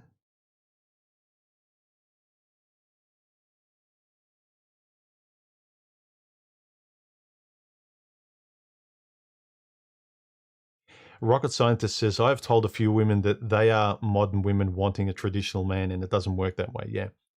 I think it's hypocritical that you should ask for what you don't give. And I think that's another reason why guys always go back to Stoicism. Stoicism is consistent. It doesn't just work for men, it works for human beings. It's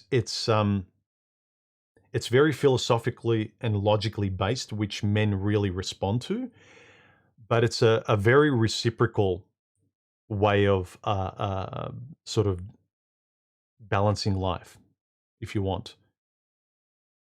So it's kind of arrogant. It's the same reason with some of these more entertainment-based channels like Fresh and Fit, where, yeah, it's entertaining. They get bimbos on, and they can seem right because they are usually smarter than the women they pick on, but they intentionally pick those kind of women. I don't think it's good to sort of say, well, men can do this, but you can't. And your answer is because men are different and we can do these things and you can't. And then women are saying we can do these things and you can't because we're different, we're girls. If we're getting rid of traditionalism and no one's believing in this stuff, then we need to kind of come together in a more fair philosophical point of view. And that means we need to speak. So when you go on a date, you can't rely on men and women. You need to rely on speaking. And you have to be prepared to realize, well, this isn't going to work because I want something that you don't want and it's too big and they're irreconcilable differences. Let's get to irreconcilable differences at the start of a date instead of at the end of a divorce. How about that? You can quote me on that. That's a good meme. Get to your irreconcilable differences on the first date or dates rather than at the end of a divorce. Because those irreconcilable differences can really be worked out, the majority of them, if not all of them, at the start if you communicate. If you're prepared to lose a pretty bimbo that's going to take you to the cleaners if you're a guy, or if you're a girl, an alpha idiot that you're going to have an awful life with. Iron Yuppie says, is a man even capable of ongoing assessment and reassessing? Is it a case of practice, or do men simply not have the wiring to be able to do that once committed? I think we're hamstrung by wiring because men really just love women. Our Achilles heel is women. Women's Achilles heel isn't men. If a man in and of himself, if a good, dignified, attractive guy, if he doesn't have a lot of extras, she's not addicted to him. She doesn't sort of love him. She doesn't want him. He has to have extra. Whereas with a woman, unless she's not morbidly obese or an outlier that kind of really sticks out, that kind of his nature and his desires resist, men want most women. But just men love women in general, unless you're an outlier. Women love their kind of man plus extra. They're the kind of men women will give time to. So, is a man even capable of ongoing assessment? I'd say generally no, because of this default trait, but I'm saying we should, especially in today's time, because there's no social script of the church and marriage telling you, you both better abide by this, otherwise the whole of the culture is shaming you. You're going to be shamed. Now women can do no wrong. Whatever women do, it's not shameful. You go girl, whatever you do. There's no shame in anything, which means there's no value in anything. Like if you can do anything and everything is applauded or it's neutral, then there's no standards by which we can actually judge or improve by. You're great, no matter what you do. Fantastic.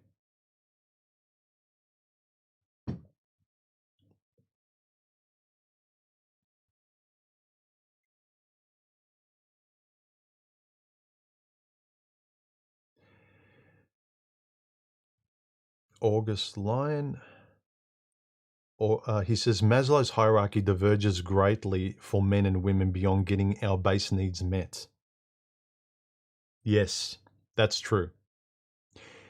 which kind of maybe suggests that when you do meet someone on a date, make sure your base level Maslow needs. Talk about them. How you want to live, what you believe in, what your lifestyles are like. Are you introverts or extroverts? What's the scaffolding of life? Where do you want to live?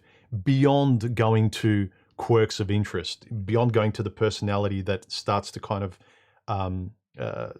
reside in the higher levels of Maslow's pyramid. If you don't know what Maslow's pyramid is, look it up.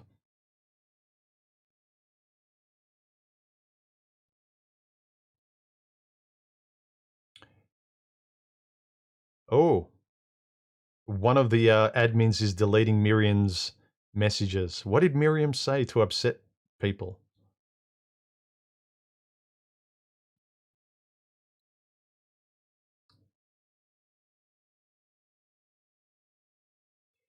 Vero says, I'm not a victim, just self-improvement. Why bring someone else on oneself's quest? Look, if you just want to be on your own, and I think a lot of more people need to spend time on their own and not just monkey branch to someone else. And because there's a lot of guys who break up from really bad relationships and they monkey branch to a group of men on the manosphere as well. They've replaced their girlfriend, they've replaced Chicky Poo with a whole group of guys online. So that's not healthy either.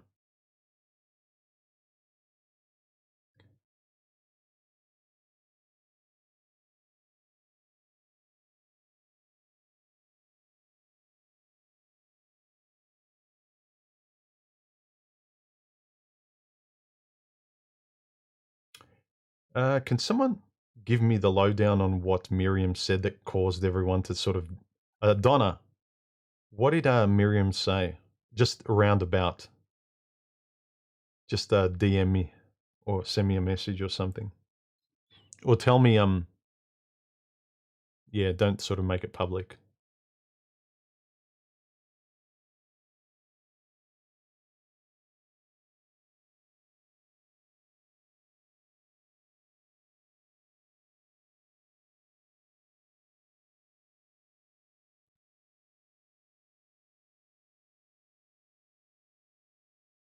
Any more questions, guys? Remember to put a whole bunch of emojis before your question. Don't forget to like, subscribe, join if you feel like it, and comment.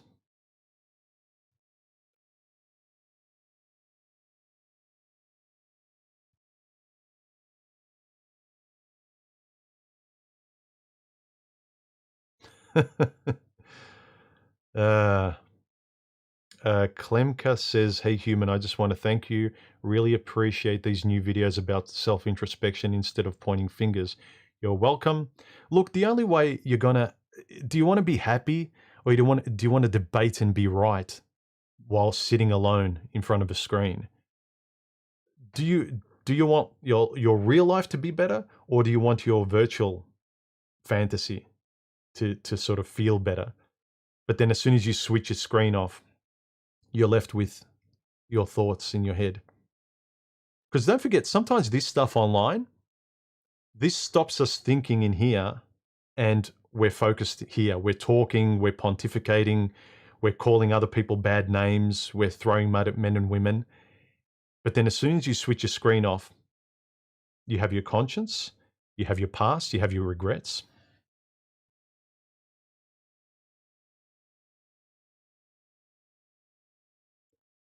David says, as an INFJ human, like the other NF, she's a high need of authenticity in both men and blah blah blah blah. I'm an INFJ-A, and I think there's a -A and a dash something else. And the A, I think, means that I'm sort of more either dominant or kind of I've kind of got more of a forward-leading personality, whereas the other one is more kind of introverted or submissive. But most of them, but INF is like an introvert though. So I think my personality is best described as an omnivert or an ambivert. It's at core an introvert, but who has learnt to be more extroverted because I have a high degree of self-preservation. I'm a control freak. I'm an introvert who's a control freak. Thereby, I learn these things and I want to be more in control of my life. I don't feel happy and good being in the space of nervousness, walking on eggshells. Feral Android says, I don't really trust these trad women who support marriage, modern marriage. Look, what's better?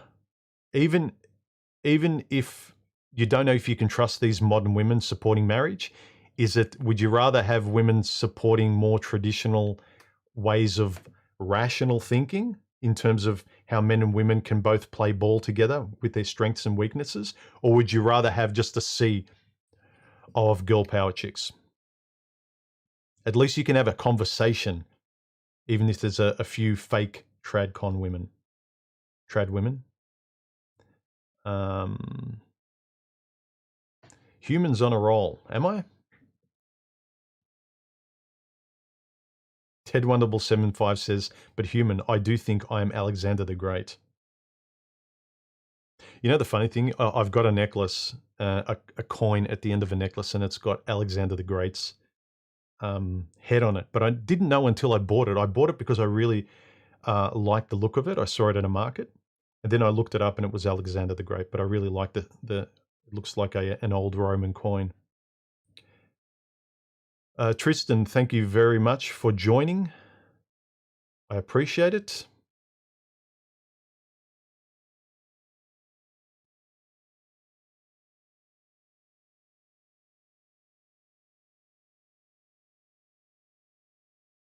Pooping while standing asks, what do you think the new narrative moving forward on why women are still single at 35 and the majority of men don't want to get married?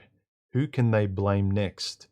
Again, yeah, I think once you start being honest about what you want and speaking that way, you'll start blaming the world less. There's always something to blame. There's a lot.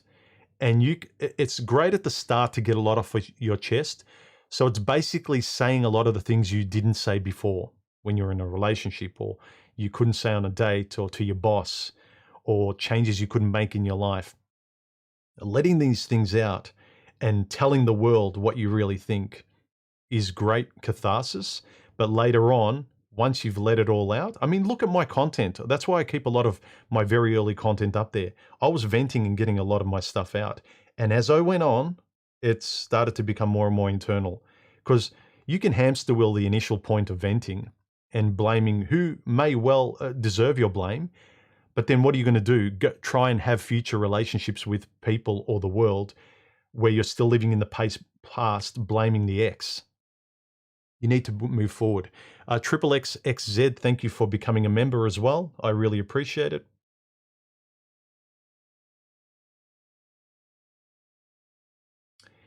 Ted1775, he says, human, she's not yours, it's just your turn. I think that's a very clever saying, but I don't know necessarily if it's true if you wanted to live a life that you've got more control over. Look, even if I'm with someone that I'm going to be with for the rest of my life, say, it's only my turn until I pass away anyway. Like, nothing lasts. The point is to make it last as long as possible by being as honest as possible. You can be lazy and sleepwalk and treat all women the same, and women can treat all guys the same. And the time you spend will be this much. But the more honest and intentional you are with how you're relating to other people, especially yourself first in here, but with other people, then you will the time you spend with them, your turn, will be longer and longer and longer. So yes, everything's your turn because we don't live forever. But some of these sayings, I think they conveniently allow people to become a bit lazier than they should be. And if you want to be single and treat life like a video game where you can just sling mud and like get points and win, fair enough. But I would rather have relationships than kind of win and have debates and prove that I'm right all the time, because I know I'm not perfect. So I would rather have honest conversations than try and look for perfection.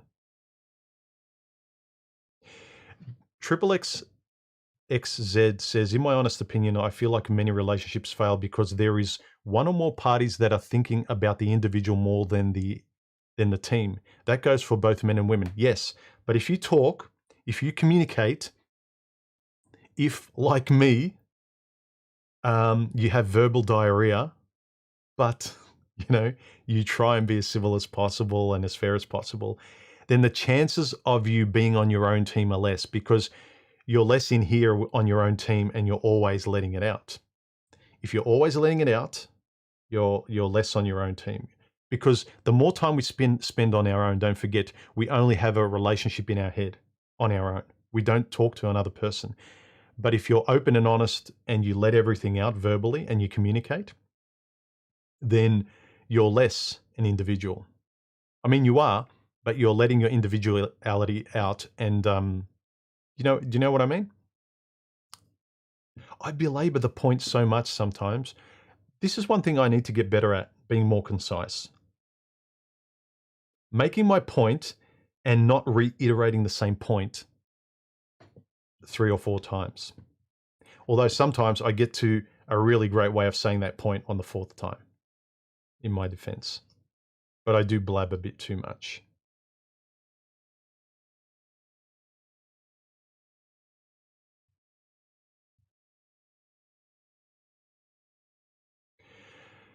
Jake asks, do you find it harder to find women attractive as you've gotten older and your testosterone levels have dropped? I have, as a nearly 40-year-old man. Yes, but in a good way.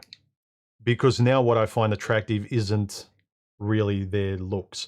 I was never, in my 20s, I liked what most guys liked. Just that Victoria's Secret model looking chick. Towards my late 20s and my early 30s when I started to read more, and then I think in your early 30s is when men's testosterone level starts to drop. Conveniently, women's eggs start to dry up too. Isn't it funny how nature tells you where you're compatible and where you both start sort of sliding?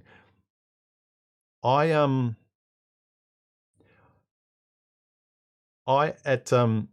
my late 20s and early 30s, I started to distrust a facially beautiful woman. I think from my late 20s, I started to appreciate the pretty or the well-presented girl next door. And as such now, in terms of physical, I just don't want anyone on the extremes. I don't want an anorexic or some couch walrus, right? But somewhere in the middle, a female with curves, somewhere in the middle, who looks like a pretty girl next door is what I go for. So in my experience, I've learned that women who are especially facially beautiful, runway model type of women, it's not just that they have the worst personalities. I haven't met many with good personalities, that they have obnoxious personalities because they can get away with it. Because when you're young, it's almost like a social game where it's like, I can push this to the extremes and people still love me. Guys still ask me out. So I mistrust beautifully facial women because in my experience, they've never needed to develop much of a personality. Or if they did, guys snap them up, more mature guys than me snapped them up when they were younger and they never let them go. And I can admit that if I was more mature and if I was more like this in my early 20s, I would have picked much better women and made fewer mistakes. So I go for the well-presented, pretty next door type of woman. What I find attractive, and I'm thankful my testosterone levels have dropped because it's given me more clarity, is the person's character. Do they match mine? Can I talk? I know I can talk, but can I talk with them? That's the thing. In case you haven't noticed, I need to be able to do some of this, not with this intensity. I don't talk with this intensity with the people in my life. I'm trying to condense and give you guys a lot of value during a stream. And I know I'm paying attention to try and answer your questions. You guys have shown up, so I want to respect that. And so I'm trying to give you as much of me as possible during this short period of time. But if I can't do some of this all the time with a compatible person, then with a person, then they're not compatible with me. He asked, someone asked, how rare is it to find someone who has dignity and you can have a good conversation with? Very rare, which is why if you're lucky enough to find someone, be honest enough to be humble, speak, and like, don't adopt the dating advice out there and drop someone with dignity and you can get along with who's compatible because of male or female rules, because you may regret it later. And as I said in the video, the guys aren't going to be there later to pat you on the back. They may, but they're not going to be there with you at home. You're going to be on your own. If you want to be on your own, fair enough. Be honest about it. If you want to be with someone, fair enough. Be honest about it. I don't want to tell anyone what to do, and I never will. What I will suggest very strongly is to be honest about how you conduct yourself, because then you'll get the best results that will be compatible with your life. Feral Android says, problem is I'm too happy in my life alone to risk bringing another person in again. And that's fair enough. If you are well and truly happy, more power to you. There are too many guys that are a bit too forcefully vocal and too kind of one-sided. They want to debate you that they're right all the time. And sometimes I question how happy they are because they're a bit too forceful with their opinion.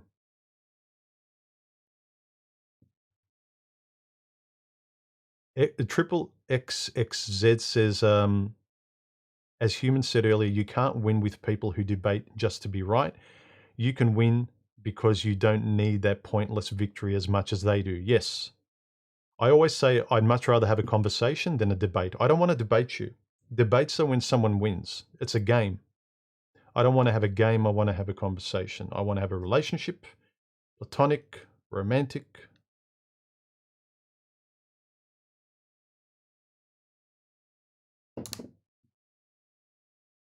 All right, any final questions? Let's head for the finish line, people. This was a good one. I don't think there were as many people attending this stream, but we did get quite a few.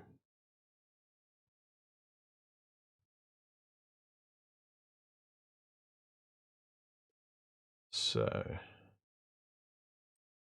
any last questions? Here we go. David said, I was talking about the personality traits of INFJ-A, and there's INFJ-T. A's for assertive, T's for turbulent. Yeah. So I'm a INFJ, INFJ-A, and I've met a few people that INFJ-T as well. I don't get when a lot of people kind of brag about I'm INF this, and they hold it as a proud label. Like, look, this is who I am. Like, nah, it's not who you are. It tells you a little bit about yourself, and maybe will tell you about who are your kind of people. Make you less blind about the personalities you're dealing with. Thank you everyone for joining me on this midweek stream. Let me know in the comments below this stream if you guys enjoyed and preferred this. If it's worth me doing another one. Not just, yeah, why not? Because it doesn't cost, like, you guys don't care if you show up or not. But if you really think, no, you would show up to this, or you would rather show up to this one than the weekend because you might have things on the weekend. I understand that. I'm pretty much a homebody. Aside from visiting family and one or two friends, I'm at home most of the time unless I'm working.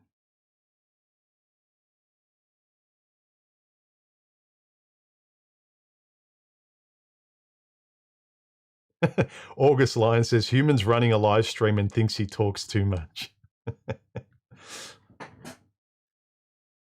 When I get on a subject I'm passionate about, I do talk a lot. And I've got to learn to make my point concisely and then listen for the feedback. Because, yeah, I do.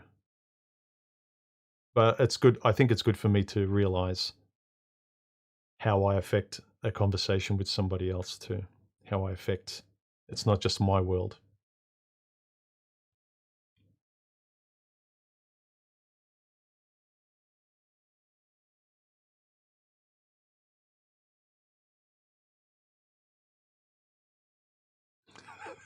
Donna, you're funny. I can't read that comment out, but you're funny.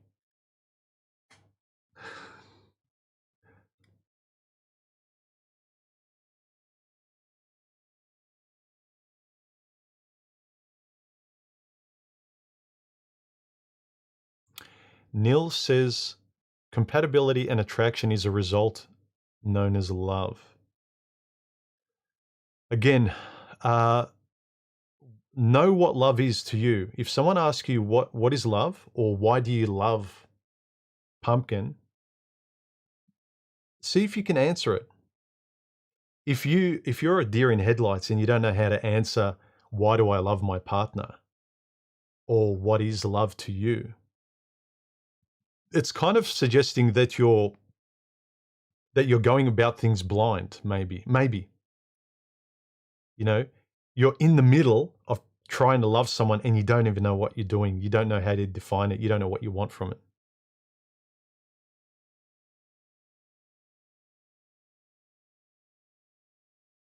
Hit the like button, guys. Yeah. Subscribe, join. There are a few tiers, and yeah, comment and interact with the channel. YouTube loves that. Even if you just say apple pie in the comment section, if you got nothing to say, something for the algorithm. Vero says midweek stream is refreshing.